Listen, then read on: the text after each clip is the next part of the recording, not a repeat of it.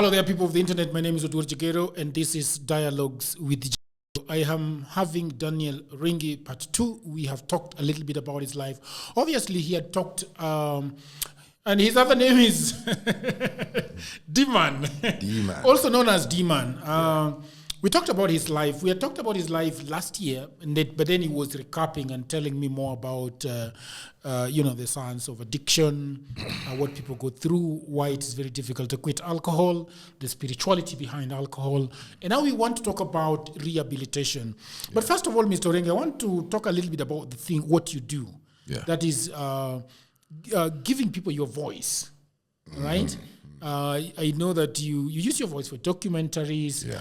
Could you tell me a little bit more about your voice gig? All right. So thanks for that. So I'm a voiceover artist, and what that means is that I am able to bring the audio version of advertisements. Yeah. Everybody needs a voiceover to represent. Voiceover is not just having a good voice. It's also a skill, because there are different genres you learn. So, for example, there is the common drops. Maybe a drop for like your show would be, welcome to the Jagero podcast. Yeah. You know. Can you use the name DWJ? DWJ. So. Yeah. Welcome to DWJ. I want you to do the DWJ intro. And I wanted to go with, let's say, maybe an animation type. Yeah. Animation type, and then your voice behind there. Yeah. But also, I think the best user case that I'm going to have about with you is doing... I thought about it actually last night. Yeah. Where you will fit very well in my show is doing the voice, the series. I usually run series. Okay. So that series would be that your voice would be very good in captivating that series. For example, there's a lady who does coaching for people who are going through divorce. Okay. And we are doing a 6-part series with her. So I am just thinking about, one of the things that she kept telling me about is that people think that she's telling people to divorce, like encouraging people to divorce. Insinuating, like. Yes. But she was telling me that there are people who have made up their mind that they're going their separate ways. Yeah. So whatever you tell them, it's a no, they are going out. Yeah. So I was just thinking about bringing that into perspective and context. Okay. That the show is not about encouraging people to divorce. It's about where people are and how do you go your separate ways consciously, without bitterness, without fights, without trying to text amicably. Yes. Yes. Yeah. So go ahead. Yeah. So, I mean, for the voiceover, for a very long time, let me just say, people normally say they can do voiceover, and I don't dispute. Yeah. And I go like, fine, but I also say, everybody can run. But not everybody is Omanyala. Yeah. It's the truth. Everybody is gifted differently. For me, from as early as 6 years, I had a bass. I remember my cousins, older cousins, when I think I was in class 3, they would come from class 5 all the way to our class, and they tell me, they both speak, talk. And they go like, wow. And I used to be like, hey, what is this? But they seem to like it. So I had a deep voice. One of my sons also has the same. And as I grew up, everybody used to be like, your voice.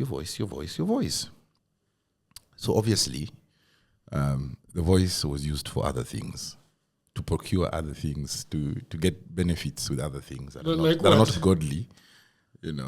Of course, back in the day, it was of course, the ladies love the voice. Yeah. So it won me a lot of attention. It was used for the wrong things. That's what I'm basically saying.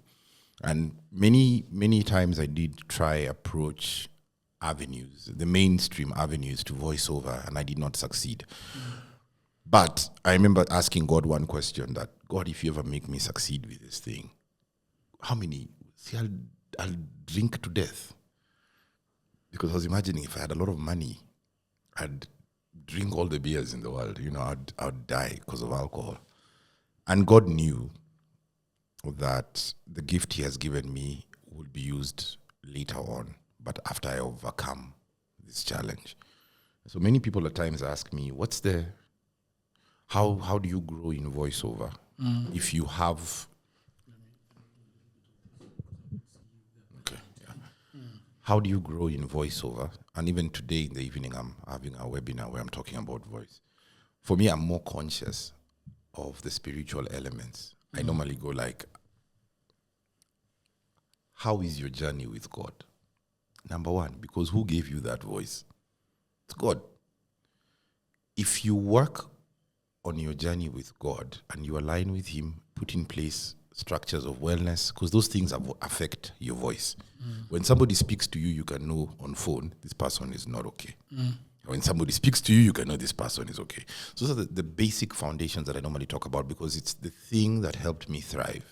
When I got help, I went on a journey of wellness, self-discovery, then the voice thrived. The other day at the studio, this lady friend of mine was around, and she was coming to ask us to assist her with her content, and so she played my content on her phone. And obviously she has a very nice iPhone. And I was like, wow, that's my voice. You know, I still get amazed when I even use a microphone. I was like, wow, that's me. But immediately I heard that, I was like, that voice has God's work. Because if it's getting attention, may it get attention to things that liberate people and connect people to God. So I always tell God, may you use this voice to connect with your people. And I'm grateful. There was a day I was asked to do an advertisement. I was called by my friend. I said, so we had gotten to the end of the month, seen a rent, and I'm wondering what to do. So I was called. I was like, Daniel, we have a script for you. And I was like, fantastic. Thank God. That time I was serving in church with the children's daily vacation Bible school. So I was like, God has answered my prayer. They said, we're going to pay you. How much are they paying? They're paying 30K. And I was like, okay, fantastic. I'm not even negotiating. Sounds good. And this was something they were going to use on their website, not even on TV. Wait, I saw the script. Alcohol. I was like, God, gosh, this is... What do you mean by alcohol? It was an alcohol advert. It was an alcohol advert, and I was like, oh, man. So I thought about it, and I said, you know what? No, I'm not going to do this. I promise God. I'm not going to use my voice to bring life to things that bring down people, especially men. That's a huge bracket. That involves betting. It involves many things that I believe bring down men. So I called my friend and I told him, sorry, I can't do alcohol. He was like, really, Dad? I'm like, yeah. So he was like, what's the problem? Is it the money? I told him, it's not the money. You know my journey from recovery from alcoholism. Then how can I? So he kept quiet. Then I told him, but I know a friend who is comfortable with doing this. Can I connect you? So I sent him my friend's samples and he looked at them. So I was like, that's done. Then he called me 2 hours later. Then he told me, Dan, no, this can't be. The client has said they want your voice. I'm like, gosh. And they have doubled. Those guys in the desert. Yes. Remember those guys in the desert? Yes. Rudy. They have come. They have come. Uh-huh. So I told him, hey, bro, Dan, it's work. You need to look at it as work. So I called my producer. I told my producer, what do you think? My producer said, like, Dan, it's work. And I compromised. And I did the voiceover. That day after I did the voiceover at the gym, I felt heavy. I felt like I have done wrong. And I remember calling my producer as I was lifting weights. I told him, never again am I going to read another advert for alcohol or anything that is a stumbling block to people, especially men. And he said, I'm sorry, I did not back you up there. We are both hungry. So we saw our needs before that. We saw our needs before our conscience. So one of the things I learned then is whenever you're going through that, talk to somebody who is spiritually alert so they can reinforce what you believe is right. Because a few months down the line, another lady called me and she was like, we have work for a whole year for you, contract. I'm like, fantastic. Gosh, because last year I was fully on voiceover. Where the company where I'd worked had closed. It had internal problems. So I went fully into voiceover because I said, I need to establish voiceover. I'm not getting even another job till I establish voiceover because I need it to stand on its own. And I did a lot last year, and maybe we'll talk about that later. But so she called me and she's like, I'm going to share some scripts for this coming month and the contract. So she shared betting company. I was like, oh God. Yeah.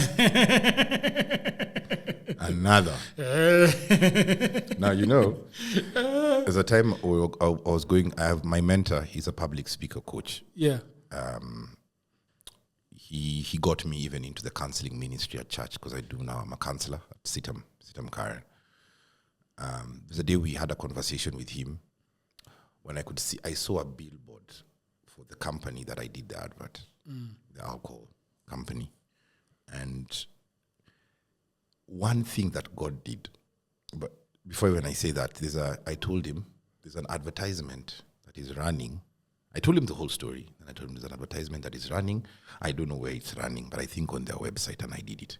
He told me, Dan, you have to be careful because the devil is really trying to look for anything to discredit you. And he gave me a talk all the way. And he said, yes, we all fall. Even Peter fell. He denied Jesus 3 times. But you have to learn from this because he's looking for ways to discredit you. And I felt really bad. And interestingly enough, on Spotify, the same script advert was running, but they had used somebody else's voice. So mine was only on their website and on social media. Because every time I'm at the gym, I'm hearing that advert. I'm like, thank you, God. It is not my voice. Because I'm sure everybody now would have been like, and then I remember when a friend tagging me on social media, Dan, I can see you. I'm like, remove that tag. You don't even remove that tag. Remove that tag. Then she's like, I'm so happy for you, corporates. I'm like, okay, but that wasn't right. And she was like, wow, you're so spiritually alert. So anyways, for the betting firm, so that Monday we had come from Bible study. And I had sort of agreed to it, but I was still not sure. So I spoke to my friend who we have been working together. We've done Bible study together for a very long time. And I told him the whole story about the alcohol. Then I felt the Holy Spirit telling me, tell him about the betting. So I told him. So there's this betting firm that wants to give me this. He told me, Dan, cancel it, drop it. God is your provider. Do not compromise the long term for the short term. Don't give out your birthright for a plate of food, He told me that, and I was like, so I called the lady at night and I told her, I'm so sorry, I can't do this, but I can get you a replacement. Still my friend. And she was like, why? I said, I have a journey I'm on. I can't do this. And she said, you're a kissy, yeah. Are you SDA? And I said, no, I'm not SDA, but I purpose to use the voice given to me by God for things that uplift people. And she said, okay, I respect that. I wish you told me earlier, but anyways, they ended up working with my friend to do that. And I thank God. And I did a video on my social media where I needed to come clean and confess and said I fell short. I did it for also evidence in case somebody comes in the future and said, you did. I say I apologized. There's evidence. There's evidence that I apologized. Yeah, so that's part of my journey for voiceover.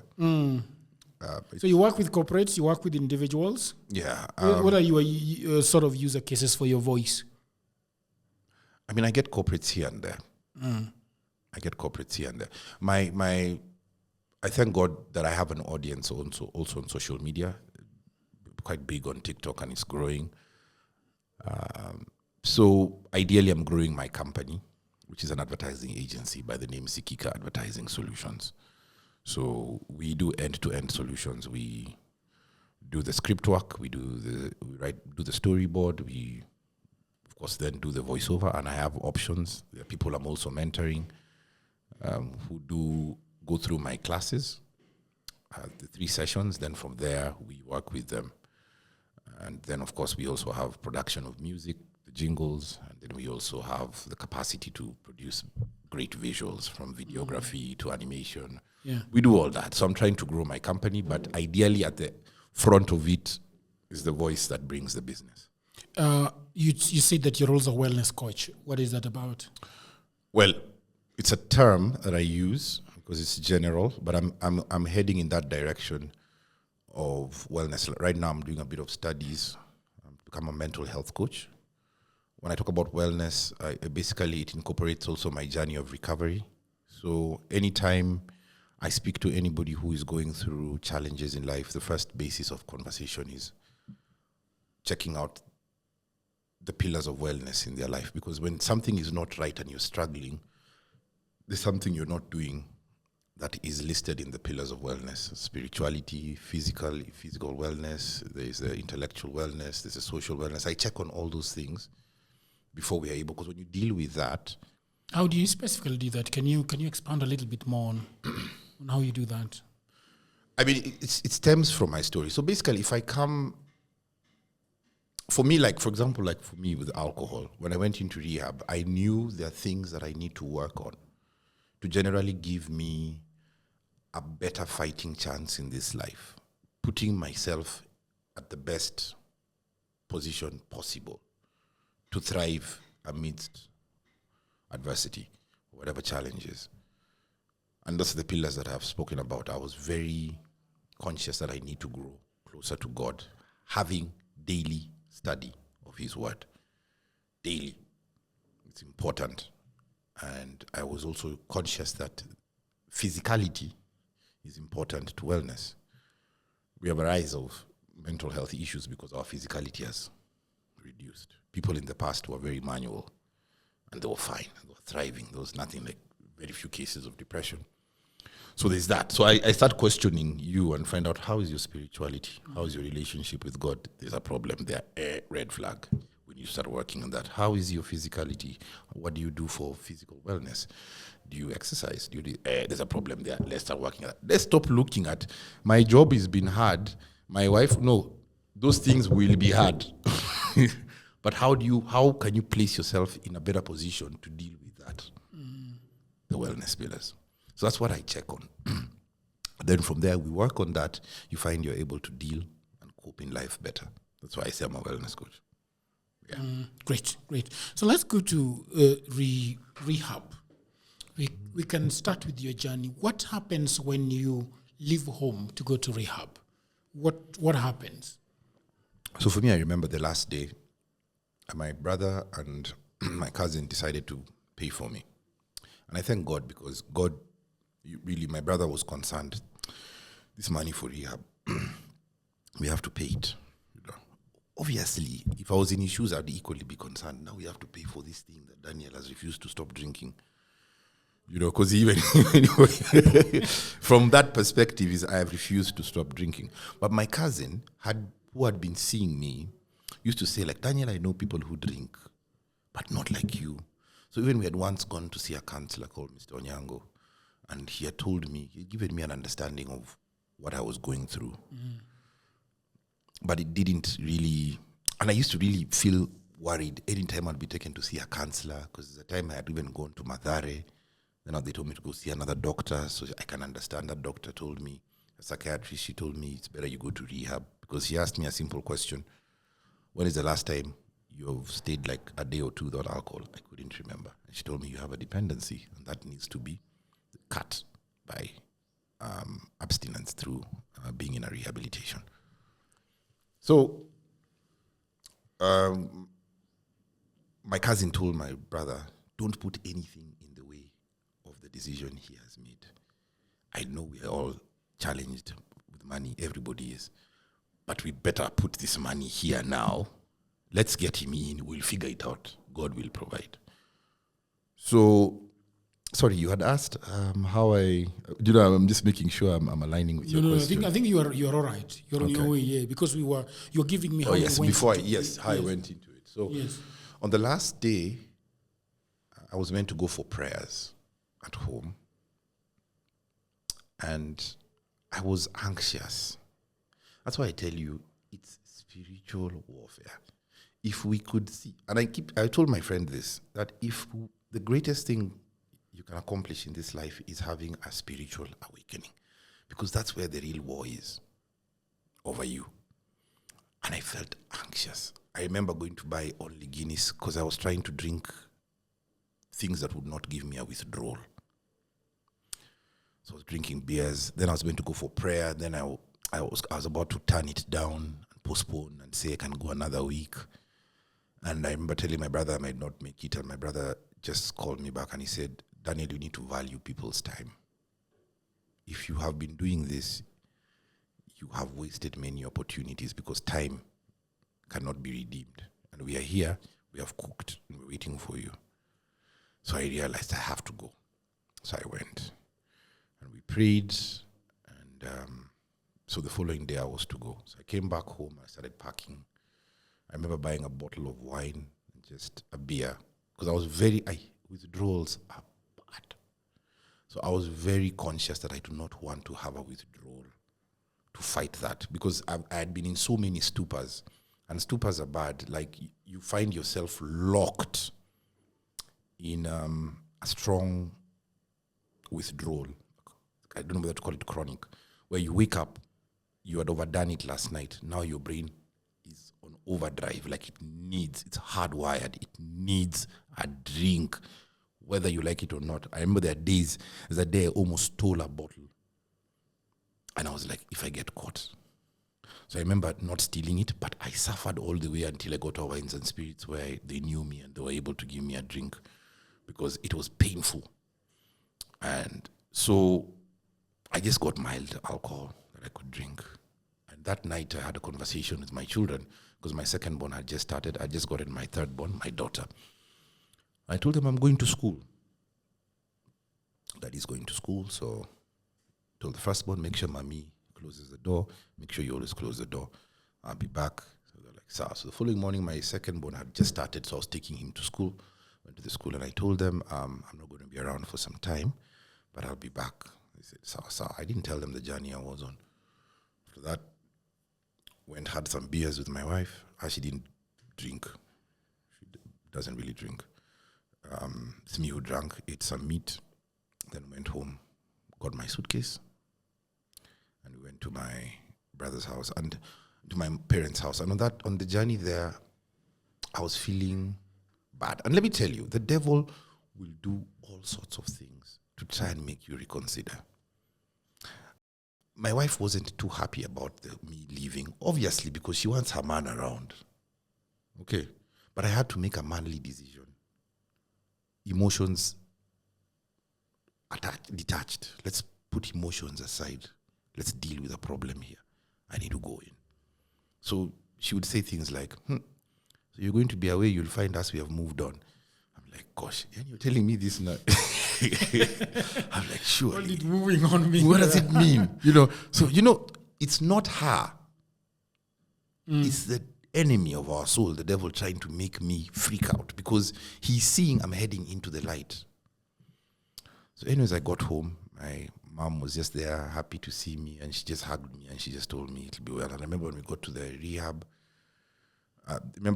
before even we went into that ReHAB, I had done several visits to other ReHABs, and I didn't like some ReHABs. I didn't like how they treat people there. I really didn't. I understand that addicts can be a nuisance, I understand.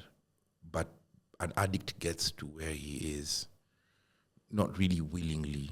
It's really a fight, and we need to, as much as possible, apply some compassion to any extent. I don't know. May God give me the wisdom about how to assist some of these ReHABs to better their environment, because there's one I'm working with right now that has a wonderful environment. Wonderful. Even though you've been forced in, you feel like there's an opportunity to heal, because people come in scarred. Life has scarred you, life left, and you have a defensive front. You have this barrier, this shield that you're still trying to protect. But the rehab I went into was fine. I liked the counselor. He was also an athletic guy. He showed me there's a gym, because that's the first thing I'd looked for. I was like, what am I going to do for 3 months? And I was like, I'll be lifting weights, because there's a time I was trying to get back into fitness. But the addiction was stronger. So you basically just live there for the 3 months, full 3 months. Mm-hmm. No living. No living. So, yeah, so by the time when I got there, my brother told me something. He told me, I feel good in my heart. Something is going to come out of this. And he had told me that some time back. Once he told me, Daniel, I have a good feeling about you. I don't know. That's what God does. He's showing you that there's something he's doing. So I got into rehab, but of course, obviously, before I got in, I got to understand what happens. Is that you wake up every day, you have your own meditation time, then you go for breakfast, then you go for AA.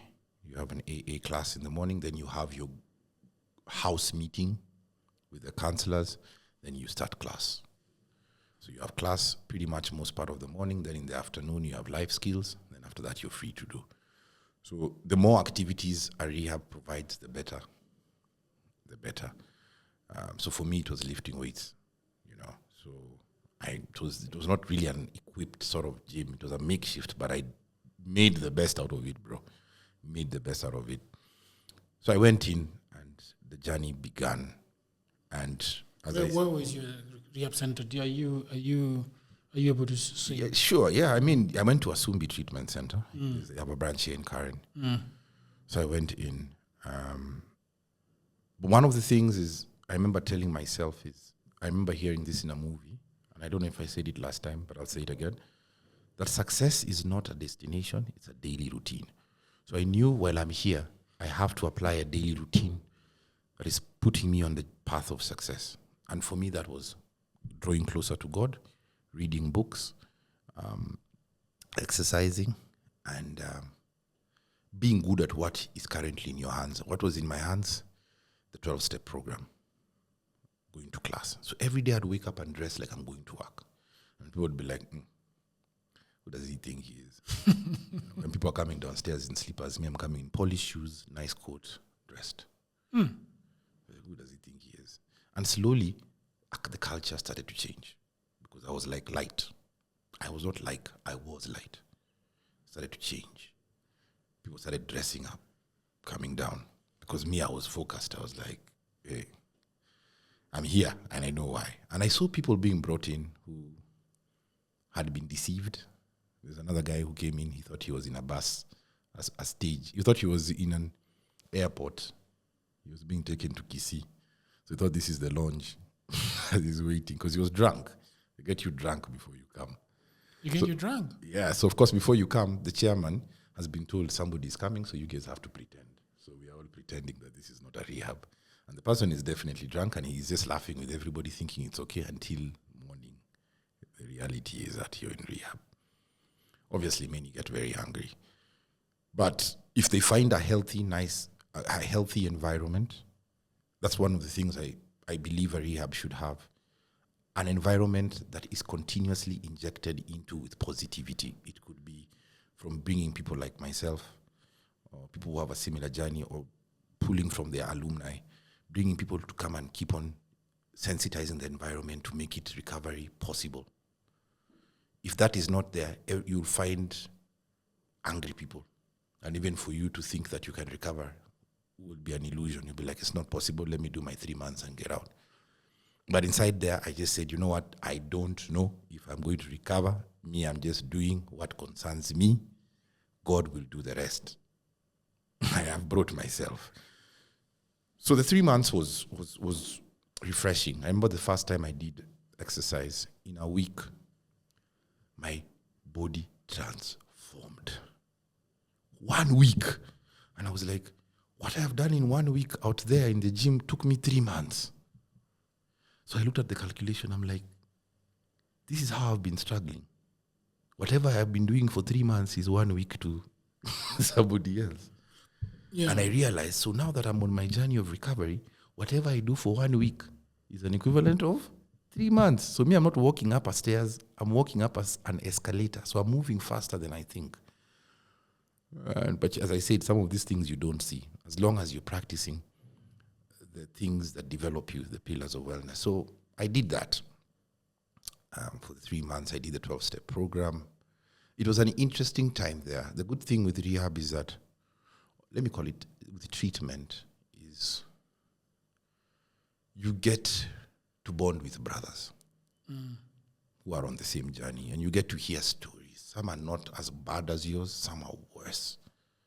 So I was telling you, like this friend who was shaking for 3 months, shaking. And you hear he's been to rehab 3 times. You hear somebody else has been to rehab 4 times. Somebody else is his first time. So you get to hear stories and you get to talk. But the good thing with the 12-step program is that it makes you conscious of you. Because you are the determining factor. Everything else is contributing. So we need to stop pointing at other things. Start pointing at you and deal with you. Because when you deal with you, then you're able to move forward. Somebody will come and say, oh, my wife. Oh, my job. You. Deal with you. That's the only thing you can change. You. When you deal with you, then you're able to deal with other things. That's what the 12-step program does for you. It puts you on a paper. This is who you have become. 12 program. 12-step. 12-step. Yes. Is it easy to memorize? Are you able to pass through them? It's too long. It's been a while. I'm not really aggressively. But you can explain what it is. The first step is you have to accept that you have a problem. The second step makes you conscious of a greater, higher power. Then I think the fourth step, you're able to list down all the. I think if you just check on your phone, we can find them. You're able to list down all the people you've offended. You're able to bring yourself to book about all the things you've done. And you take days to do this. Then it's all about consciousness with God. Yeah. It's all about consciousness of what you have become, and then consciousness of God, and then consciousness of who you should be going forward. Yeah. The step that I always remember is the 12th step, because the 12th step is service. Giving to others what you have been given, because that's the determining factor of your sobriety. Yeah. I don't know if you found it. I found it. So the first step is acceptance. Yes. So what are you accepting? That you're an alcoholic. That is the biggest step. And you find that people who are brought in by force some of them accept this when it's late. Yeah. When they're in end of month 2. So it's late. You need to accept it when you are coming in. That's why I think it's very important that is really emphasized, and you pour in as much as you can as a facility to make people see that truth. How do they convince people that have not accepted to accept? They don't. They can't. That's not within their power. What is within their power is. That's why I say recovery champions are important, because for me, I can come and have a conversation with you, and when you keep on shifting, I'll keep on telling you, bro, Z, it's you. Stop. Do you understand why you are where you're here? Yeah. Why? Somebody will be like, mine is, I used to just drink over there. No.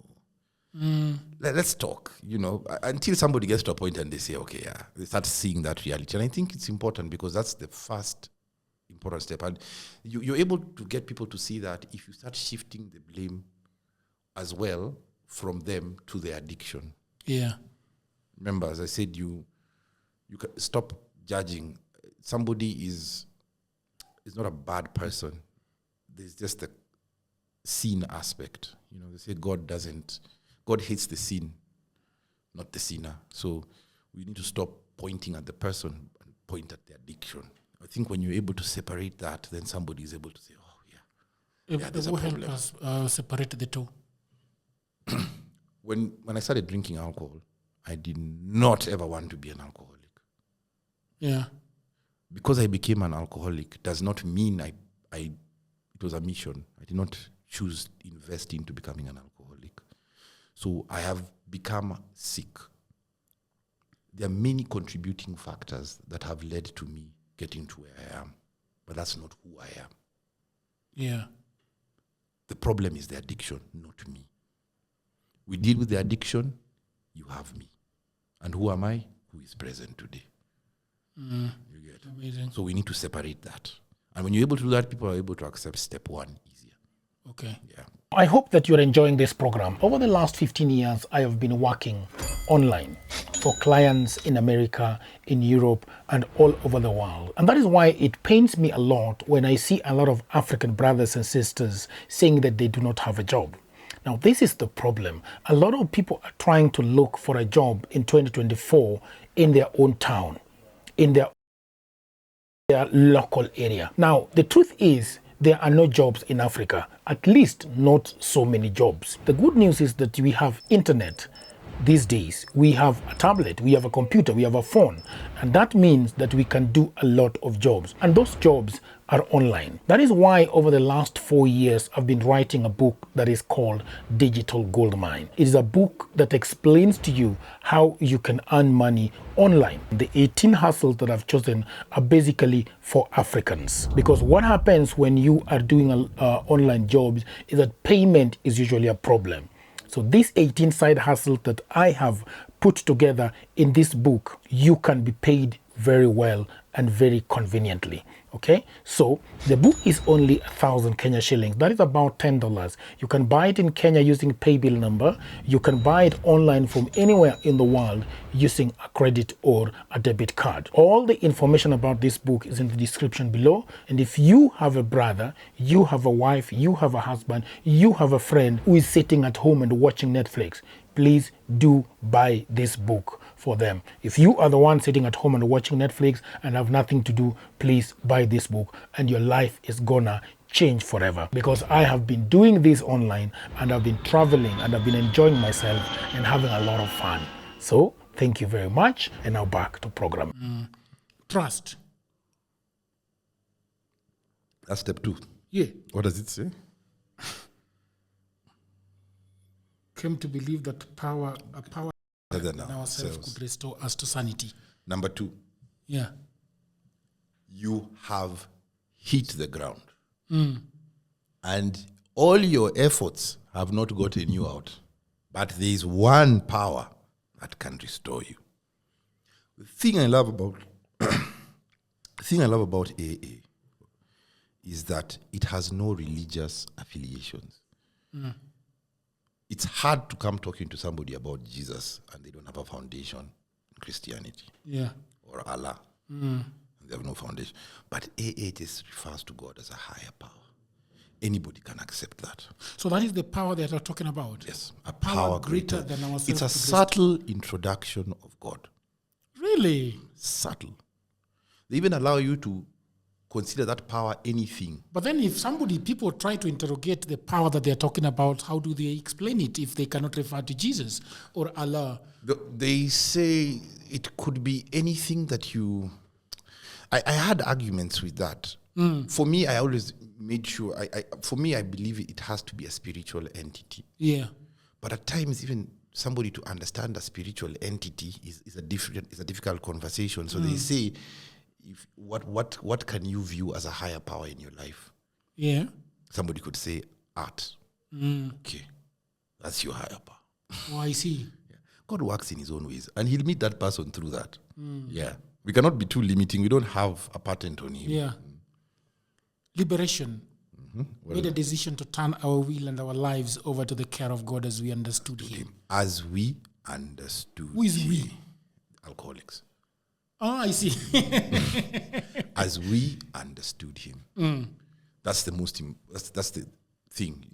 Your understanding is subject to you. Yeah. Yeah. No imposing. No imposing. But they also turn over. Now that starts now aligning you. Yeah. Let's start looking at your behavior, which goes to number 4. Which is understanding. Made a searching and fearless moral inventory of ourselves. You ni Peter. Hiyo sasa unapewa full scraps. Unaandika watu wote umekosea. Really? And then it's divided into different segments. There's the sexual part. Then even on time frames, you break it down and you take time. Kila mtu anaenda kwa kona yake. Nakana karatasi. Mimi yangu ilikuwa imejaa madeni. Of course, every alcoholic can relate because you lied to everybody so you could get a drink. So if you stole chicken from a neighbor, release it down. Right. Yeah. You told be honest. Yeah. Yourself. Right. Everything. Because eventually we come and we tear them and we burn them at the end.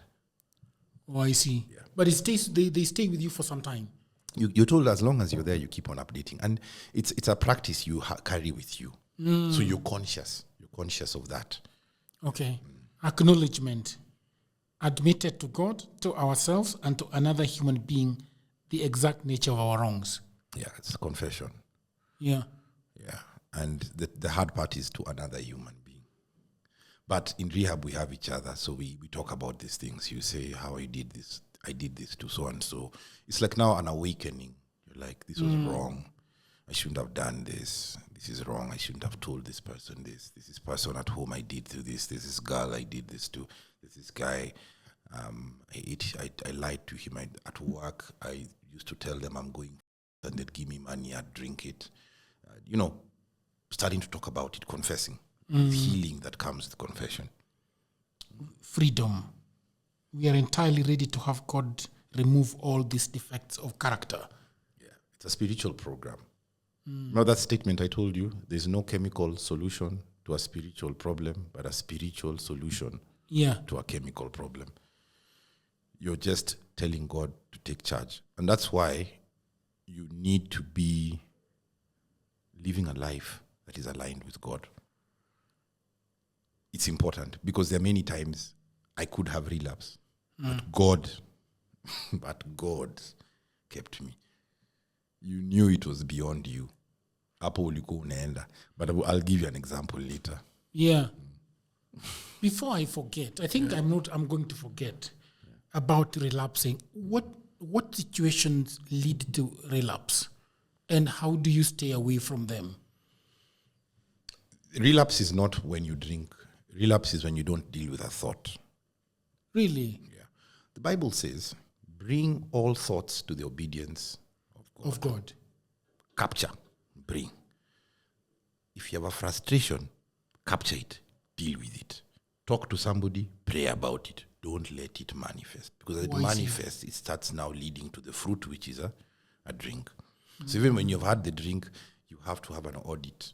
So mostly this mambo ya peer pressure inakujanga baadaye. Peer pressure, if you're still... There's things we call reservations. If you still have reservations about hanging out with particular friends, that will lead to a relapse or a lapse. Because it's a lapse, then a relapse. A lapse is when you've taken the drink. A relapse is when now you have gone back into the addiction. Okay. Yeah, so those are the things they check on if you have reservations. And we go through this in rehab. So you deal with all the reservations you have. Another reservation could be, I'm not going to drink, I'm only going to chew. Okay. That's a reservation. That's still a window. into bad things. Yes. Growth. Humbly ask the power to remove our shortcomings. Yeah. Spirituality. Asking God to help you with things that you're weak in. If it's anger. Yeah. Being conscious that I have a temper. Reflection. Make a list of all persons we have harmed and become willing to make amends to them all. Then forgiveness. Make direct amends to such people wherever possible, except when to do so would injure them or others. What does that last statement mean? That doing so would injure them or others? Can I read it in full? Yeah. Made direct amends to such people wherever possible, except when to do so would injure them or others. There's some people you can come and tell, I'm sorry for doing this. And you guys can reach an amicable solution and say, okay, fine. Yeah. Some people you go and tell what you did, you have burnt a bridge. Completely. There's some people you did some things to, and you really hurt them, and going to bring that conversation would open up a wound. So it's based on your wisdom. Some of these things, making amends, takes time. Yeah. There's no timeline. It takes time. At times people need to see the change in you first to believe. So it takes time. So I think this is the part where I have the question about how to go back to the family that you wronged. You remember when we were talking on phone, I was telling you that there are some people who are saying, that's a gone case. I'm not going to do business with them again. I don't want to talk to them again. In my book, he's no longer living. How do you go back to, for example, you had a problem with in-laws, you had a problem with a wife, you had a problem with your kids, probably you're divorced and you're no longer seeing your kids, and the wife doesn't trust you, just a lot of mistrust around you. How do you, as a person, because I would think that probably you might be proactive in trying to mend some fences. How do you go about it? Is this something that is taught in They talk about it. We talk about it. Those are the questions that come up. But remember, it took time. Sorry to give an analogy of exercise, of losing maybe belly fat. When people try to lose belly fat, they get frustrated, yet they don't realize how long they took to first get it. Yes. You get. Yeah. So why do you expect it to go faster? And you took years getting it comfortable. So even by the time you want to make amends, you need to realize that there are many years of injury that you did to your family courtesy of the addiction. But the most important thing there is that you understand that it's courtesy of the addiction. Yes. Not of you, of the addiction. Yes. If you're able to separate the addiction from yourself, you're able to pour grace because you realize, this alcohol made me this person. Yes. So whether they forgive me or not, I am conscious of what the challenge is. That if the challenge was alcohol, let me put it aside. Maybe someday they'll forgive me. Yeah. It's only human to understand, as well as an addict, that you caused harm. And they say, hope for the best, expect the worst. Hope for the best, expect the worst. Expect the worst, because you'll find people are not willing to forgive you. We have programs in the rehab that allow people families to come in for counseling. Yeah. Because that's the immediate environment. But I mean, we are human beings. We are very selfish. We are so, and everybody has their right to look at it that way. We are so absorbed by what other people have done to us rather than who we equally are. Because even your family member is a bad person.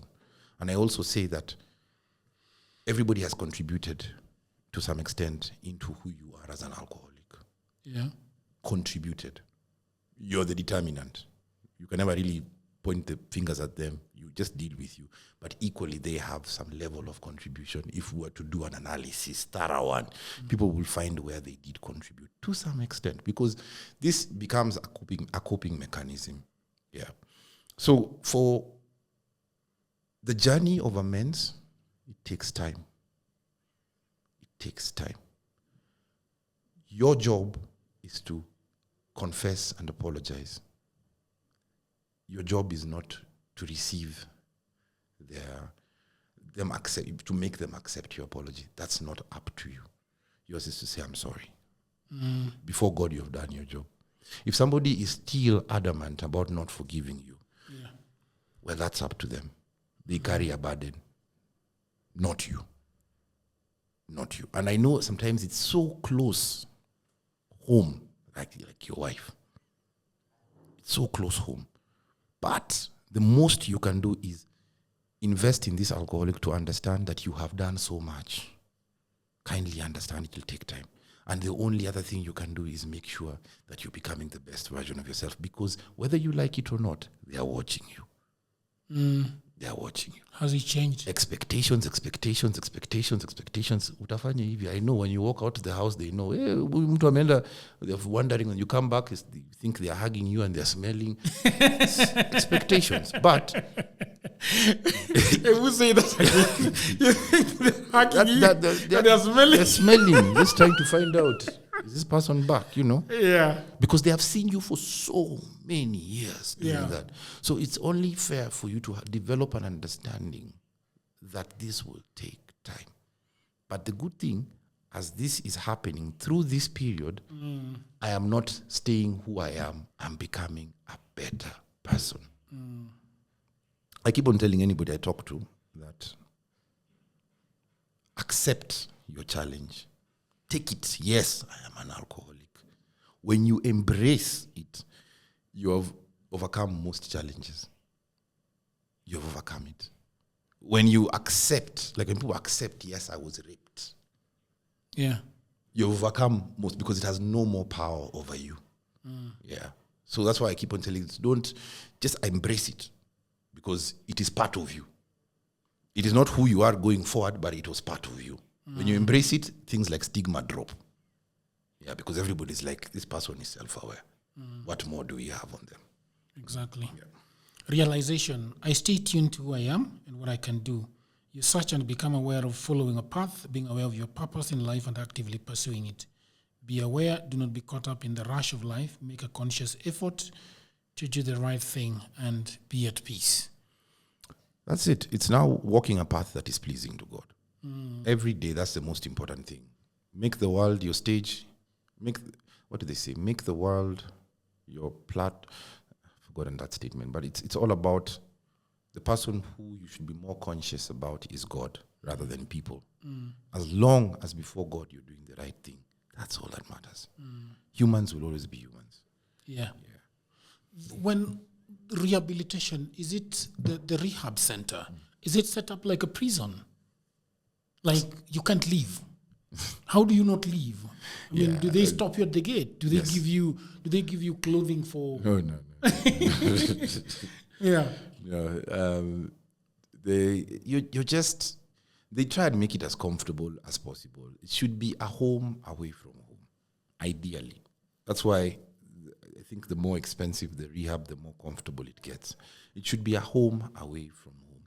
It doesn't need to be excessively comfortable because you're not coming there for good life. You're coming there to work on yourself. So it's like a home away from home. You can't leave. Of course, they would have to have safety measures because not everybody who has come in wants to stay there. And obviously, the addiction is fighting. Yeah. It's fighting. There are many incidents of people who run away. But I remember when I was inside there, I'd ask myself, even though you run away, where are you going? You'll go to the bar. And then? Will the bar take care of you for the rest of your life? No. It's your family. Yeah. So you'll find yourself back in rehab. So you better, when you're there, you might as well just work on yourself. Work on yourself. The thing that you find is that they invest in extracurricular activities. You can play games, board games. Where I was, they introduced soccer, so we would go out for football, come back just to unwind. So the aspect of community is good. I loved the brotherhood. We became close. It's like you're in boarding, became close. You talk about things. You hear somebody's situation. You talk about yours. And through that, God is working and you get healing. How about visitation from the family members? After the first 1 month, no. Even your phone, you don't have access to it because they don't want any disruptions because it's a very sensitive month. You can call home and your wife tells you, the children have been chased. Hey. From school. Wow. Hey. You lose focus. And you immediately want to start leaving like there's anything you're going to do. You know, I remember when I was there after 1 month. It was my first month, yeah. And I had been told I would be able to do it from home, like sort of an outpatient program. I remember talking to my counselor about it. He was just hearing. And when I met my mom, I was like, Mom, I want to be able to leave because, the children need fees. I need to be working. And my mom told me, my son, you're here for a season and you're here with God. Just give him his time. You think God doesn't know you need to pay fees? You think he doesn't know? He knows. And I remember one day I called the caretaker for a place when I had gone to hospital because I developed gout. Painful thing. And I called him and I told him I'm not around. And I've gone to a place where I can get help. He knew I had a problem. He had seen me many times getting angry and violent, causing chaos with my wife running away, me being over the edge. And he knew there was a problem. And when I told him that, he just nodded. He said, wewe pona. Usijali maneno ya nyumba, wewe pona. That was God. If you started telling, I can imagine God really didn't care. He'd have told me, sasa wewe umekaa miezi mbili, you have to pay. No. He said, you get better. God goes before you. Many addicts don't understand that, but if they look at their journey, many addicts are able to see how God is present. And if you're conscious of that, it makes you more hopeful of the journey going forward. Oh, great. So they can visit after a month? After 1 month, they start visiting you. For me, I was very focused, very intentional, that they even allowed me to go out with my family. Okay. Have lunch, come back. Okay. So what is the last one that they tell you when they're now releasing you? Do they give you a booklet? Do they send you out with a prayer? What do they tell you? Do you have to come back? Are you on probation? And you have to be given a probation officer? Yeah, of course you have to come back for, I've forgotten the name of that. There's continuous checkup. You have to, but if the rehab does not have proper structure around that, many people don't. But also people do come. It's important. For me, I'm grateful because where I was staying, my counselor wasn't too far away. So I normally used to meet him. And I remember even they allowed me to just go with the taxi because they had confidence in me. But man, it was scary. The reality of a new life was scary. But immediately, even in the taxi, I just told the taxi man, I'm a recovering alcoholic. And we got to talk about it, and he got educated about what alcoholism is. I think that's where now the ministry started talking about this. Yeah. Man, it has been really wonderful talking with you. I mean, you're one of the guys that it feels very nice to talk to because you know what you're talking about. You don't rush. You explain your things. That's why I told you it's going to take long. I've noticed. Gosh. Yeah, so that was an hour against you. Yeah, 55 minutes. So thank you very much, Mr. Dan. So thank you, people of the internet. I will be leaving. Dan, can we leave your contacts on the description? What do we leave? Do we leave your email? Do we leave your number? No. Put my number, my email. Yeah. There's just one thing I need to say. Yeah. Please go ahead. Because many people will probably call and ask me, how can we get our loved one to get some sort of help? Yeah. Right now, I'm doing coaching and mentorship with a rehab facility that I really, really respect, because the first time I knew about them was through a gym instructor friend of mine called Chadwick. And Chadwick respects me because of the journey I'm on and how open I am and how willing I am to help people. So Chadwick tells me, I work with a particular rehab and I go and I exercise the addicts twice a week. I was like, wow, there's a rehab that does that. Fantastic. Because I understand the importance of exercise.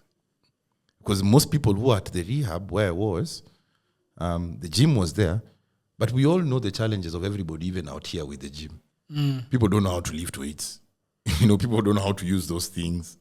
But if you have an instructor coming to take you through classes, I was like, that's nice. That's somebody who's pouring into the addicts. And I loved that. And he said, I'm going to introduce you to the director. She's called Dr. Venus. And I met her and she was like, we're going to work together to help these guys. Because you see, the thing is, addiction counselors have their job to do. But for their job to be effective, they need to collaborate with alumni or people who have gone through the journey. Because once somebody is able to loosen up and focus on the program, then now the counselors can do their job. So it's called the Mind Spa. The? Mind Spa, M-Y-N-D, not mind, M-I-M-Y, the Mind Spa. I'm currently working with them. I do a lot of coaching there. I go in at least twice a week. Just working with the addicts. Even right now, there's one. I've not been there for too long, just done over a month. There's even a gentleman who left and we plugged into the things I'm doing in terms of wellness. He joined Bible study, so I see him every Monday. He's keeping fit and he's doing well. So if you have a loved one and you feel that they probably need to get some sort of help, because one of the things I love about that place is that it's nice. Even when I go there, I don't want to leave. It's nice, it's affordable, and it's a place of healing. And I see how Daktari is really doing her best. Sometimes she takes care of people and the families are struggling to pay, yet they have the money. Because, of course, people don't still understand why they need to pay for these things. But she does her part to make sure that the families are convinced to do that. So I respect her as a lady, and there's a lot of work we are doing together. I'm hoping and I'm praying for her that she gets the right partners, because I feel she's on the right way, and she could probably even set some sort of standards to how rehabs should be run, because rehab should be focused on the addicts. These things have become so commercial. So commercial. It's not about just breaking you away from the addiction. It's about breaking you away and pouring into you. Pouring as much as possible. If rehabs are not as intentional as that, even their recovery rates after that, sure, they reflect the same. Yeah. So I just thought I'd mention that so I don't have to repeat it on the many phone calls that would come from this. Yeah, so you had that. Thank you very much. And please consider subscribing to this channel. Leave your comments and hit on that notification bell. The thing is that some people would not come to this episode, to this podcast, if they don't see the numbers rising. So subscribing would be very, very helpful to our numbers and the kind of guests that we can bring. So until another episode, bye for now.